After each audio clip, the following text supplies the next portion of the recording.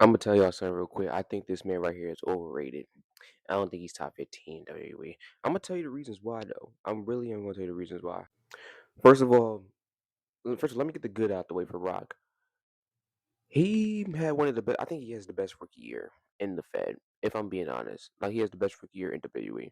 I'll give him that. 2002, 2003, he was killing it. I ain't gonna lie. '04, the stuff with Eddie was really good. The stuff with Goldberg, not so much. And then he left. So, I mean, like really, he really like only like cooked for like really a year, but it was something good though. But when he came back, yeah, he had some good matches from 2012 to 2015. I'll say, but this is where we started to go down a little bit. First of all, 2016 and onward, bro, it wasn't good. Didn't care about the business anymore. He wasn't trying. Um, he was one of the main reasons why Raw was so terrible from 2017 to 2019. Because number one, he was the Universal Champion, which was the top champion at that time, and he was a key reason why the product was so shit because we didn't have a top champion.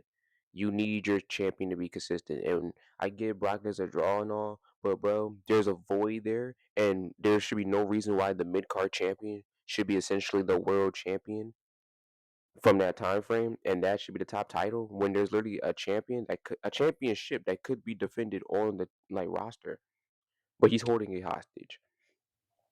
And another thing too, I want to point out, like, let's backtrack. Let's get away from the 2016 to 2019 like parts.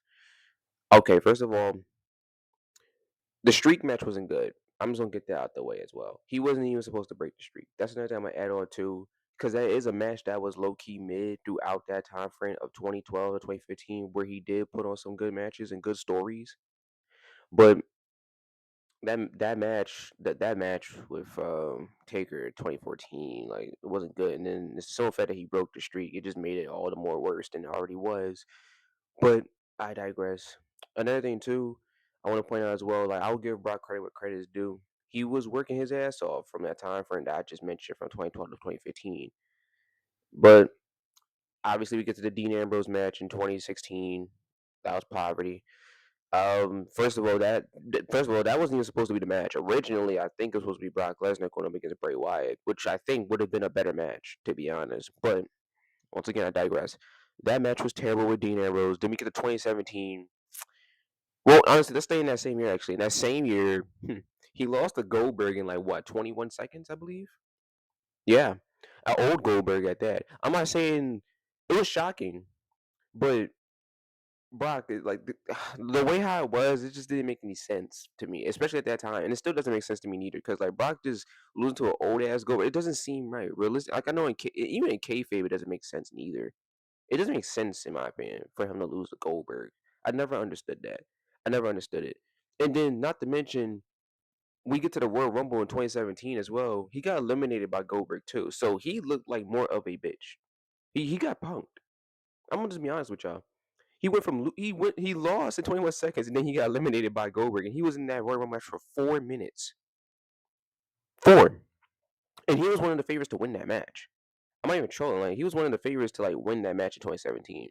It's Brock Lesnar. He was already like something like different at that time frame. But let's keep it going.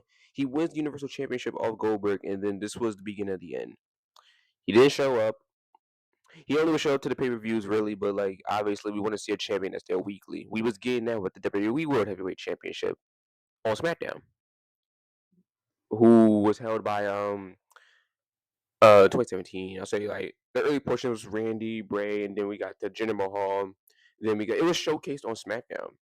Raw didn't showcase their top championship because of this guy right here. And another thing too, I want to point out why I don't think he's top 15. Obviously my skills. That's one. It's terrible. Two, I'm not gonna lie, bro. Another reason I don't think he's top 15 as well is like I say like character work. I really value that. Storytelling. He has some solid in ring storytelling, but with the people that I think that's above him in terms of storytelling, it's just way better. In terms of emotional storytelling too, he can't really tell emotional storytelling at all. You can't do that worth a damn, to be honest. If anybody disagrees, then to be honest, bro, like I mean, I just don't really care, to be honest. Like you're just misinformed, to be honest. Like I'm just gonna be straight up with you, man. If you really think that Brock was really like making you emotional in matches, You don't know emotional storytelling. You're a bot. That's just how I feel about it. I'm just gonna be straight up. And another thing too, I want to point out. I'm freestyling this too. Another thing I want to point out as well is his longevity. We gotta judge him on a curve, and we gotta really judge him on a roadblock. Cause first of all, from '03, first of all, there's a cutoff with him. Like he was wrestling from like '02 to all the way to really currently, but I feel like there's a cutoff point, bro. Cause his rookie year, which was probably the best version of him, by the way. I'm just being straight up. There's a cutoff point, '04. That's 2 years. And then he comes back, and then half of the longevity from 2012 to now is dog shit. I'm just gonna be straight up. Even, and I didn't even get to the 2018, 2019 stuff. Where like, excuse me, holy shit. I didn't even get to the constant Roman matches, him beating Kofi in like what record time, crazy. And then after that, they have the nerve to bring in Cain Velasquez. That match lasted 2 minutes and 30 seconds. I didn't even have to look that up to know that. That lasted two minutes and 30 seconds. That was terrible. That was terrible. And then, like I said, 2018, like he buried Braun Strowman, ruined his momentum, kept fetting. Mind you, WrestleMania 34, arguably one of the worst WrestleManias as a card of all time. He had Roman Reigns. He hit Roman Reigns with six F5s. Six. Six F5s. I'm not even like yo. And then after that, Brock threw the Universal title at Vince.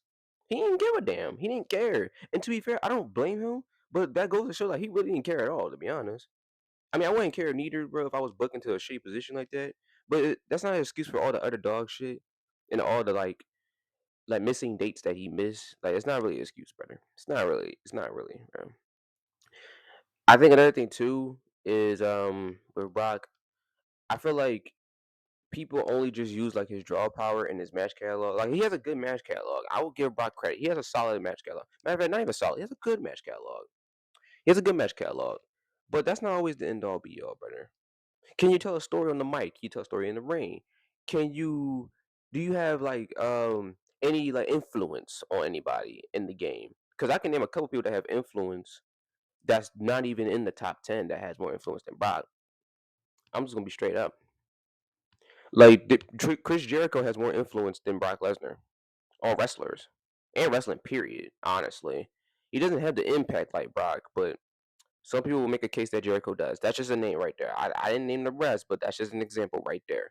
I'm just gonna be straight up. That's number one. Cena's one. It's not even a question. Then we got Austin. Then we got Rock. We got Hogan. We got Triple H. We got Taker. We got Roman. Yeah, Roman's better.